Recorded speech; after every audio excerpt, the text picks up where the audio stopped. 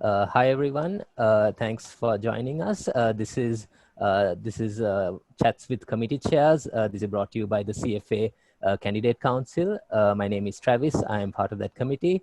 And today we have Deshan Pushparajah from Capital Alliance, who we are going to chat to about the Continuing Education Committee, or the CE Events Committee, part of the CFA Society Sri Lanka. So when it comes to something like continuing education, this is something that the CFA Institute also puts a lot of emphasis on. So what they sort of say is that, your learning does not just stop with the, completing the CFA program. It's an ongoing process, as the name implies. And it's kind of also emphasized by the fact that once you become a charter holder, when you renew your membership, there is a recommendation that there is some sort of minimum level of CE related learnings that you do during that year. And the CFA Institute has made available different resources, whether it's books or journals or different sort of material.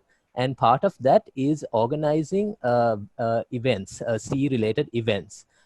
So Deshan, just to could you tell us about what is the CE Events Committee all about, and why is it important for someone in Sri Lanka, for someone working in finance industry, to join some of these events? Thanks, Travis, for having me.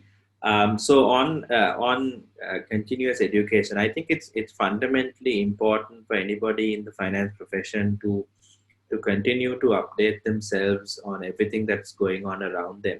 Because the capital markets, it's vibrant and it's dynamic, and it changes every few months.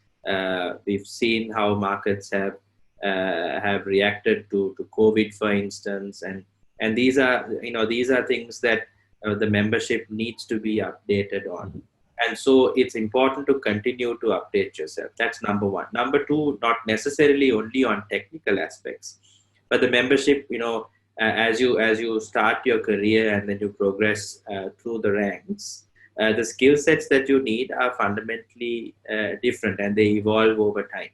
Not only the technical skills, but also leadership skills and so many other demands that are made of leaders as they evolve as well.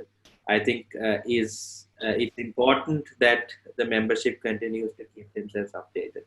So the Continuous Education Committee, our responsibility is to curate these learnings. And we do this, in fundamentally two forms. One is continuous education events, which we aim to have at least 5 or 6 of them every year. And second is also connecting the membership to global events, whether it is organized by the CFA Institute itself or other continuous education committees in other parts of the world. We also aim to connect the membership here locally to some of those events as well. Okay, so I think what you're saying is that you need to sort of have like a broad range of sort of understanding for someone who is in the finance industry. So given that, what is the kind of topics that you typically cover at these events, and how do you sort of differentiate yourself from what some of the other professional organizations might be doing? Right. So I think the CE events that we organize and how we differentiate ourselves is these events are very interactive in nature, and we want to keep it that way, and the members also interact very well with whoever who is presenting, and that's what makes this interesting and keeps people coming back for each event. Once you come for one, you tend to keep coming back because you learn a lot and you get to interact with a lot of other people and learn from each other. The type of areas that we cover, obviously we do cover the technical areas, whether it comes to anything to do with valuations or capital markets, but we also cover a few other very relevant areas for the membership. So one of those would be what's happening in particular industries in Sri Lanka. So we have in the past discussed what's happening in the tea industry, which has gone through many difficulties over the past few years. What's happening in the tourism industry. So we get eminent panelists who are industry experts in those areas to come speak to the membership. Then we also have, we cover other specific areas like what I would call soft skills. So we had a very interesting session about a year ago on how to tackle office politics and using office politics for the greater good of the company, which was a very interesting topic, taking on something that happens in day-to-day life and actually bringing it to the fore and helping the membership understanding and how to do better with it. And then we also had something on presentation and how to make an effective presentation, because analysts and anyone in the capital markets profession would need to make presentations on an ongoing basis. So not only are we talking about technical aspects, but we're also talking about industry aspects and the softer skills that's needed to ensure that we all get upgraded. Okay, so that sounds really interesting, and I think something that would be really valuable because this mix of both technical and soft skills is something that would really be useful for someone who's just starting off in their career. So, a lot of our candidates, the candidates who are part of the candidate council, they have free access to the CE events. So, I mean, what do you see as apart from the learnings, the direct learnings itself you get from attending the events? What do you think is the overall the benefits of a candidate, giving up a bit of time to attend these events? I think, like as you said, Travis, for a candidate who is starting off, these are the fundamental things that will help them. These would be the building blocks for them as they start building their careers. Whether it be the technical skills, and also the softer skills which are needed to ensure that you're successful. Those two, I think, are fundamental building blocks. In addition to that, our physical continuous education events, which we hope to continue once this immediate COVID challenge is over, also brings together the membership in one forum, and we usually have anywhere between 40 and 60 members, prominent members of the society actively participating. So it's also a networking opportunity as well, because we have the ability. Prior to the event, we have a period of socializing where you are able to network with other CFA charter holders, prominent personalities. So it's also that for the candidates, it's also that additional opportunity to meet and speak to some of these people. I think is also beneficial. Yeah, I think that networking aspect is something very important. But at the same time, though, I think a new trend that has now been emerging is given the current situation with COVID and given that there's restrictions on meeting in person, there has been like an explosion of these webinar type of events. So both the CFA Institute and some of the societies abroad have been organizing a lot of these webinars, and locally also we've been seeing a lot of webinars happening.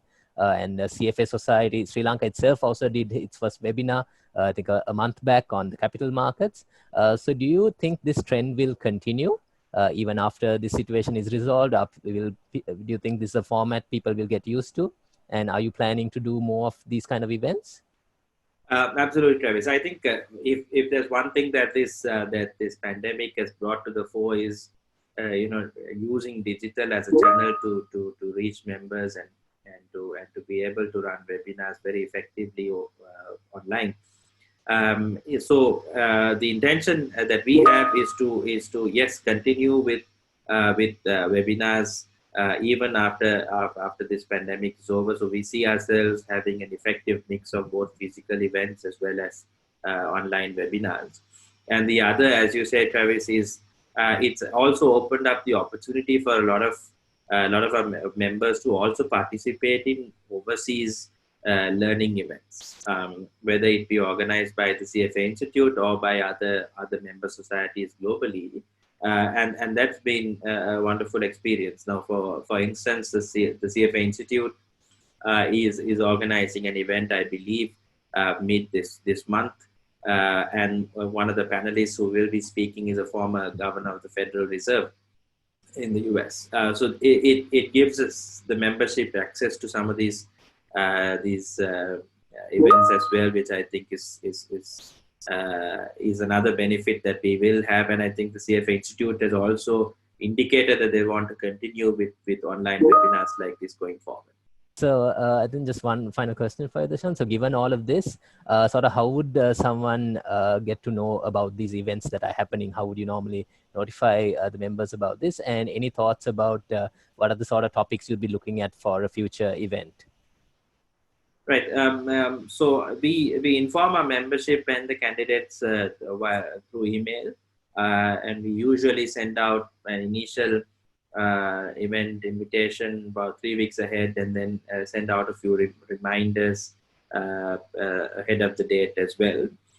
So that's a primary mode of communicating. We also do put it up on the CFA emailer, which goes out to the regional membership on events that are happening. We also intend in the future to ensure that it's also on our social media pages, so you'll be able to find out through multiple channels when we are having these events. We will certainly be having a few events this year, and again it will be a cross mix of technical as well as soft skills and industry panels.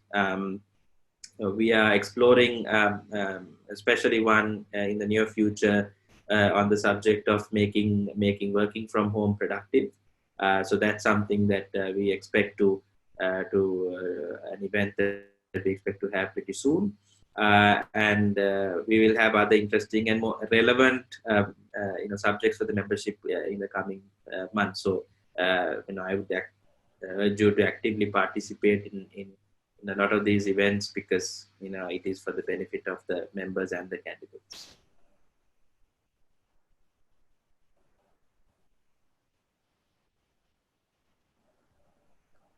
Okay, that's great to hear, and actually we also I think notify our candidate council members as well through our social media channel and through WhatsApp and things like that. So I would highly encourage everyone to make the maximum use.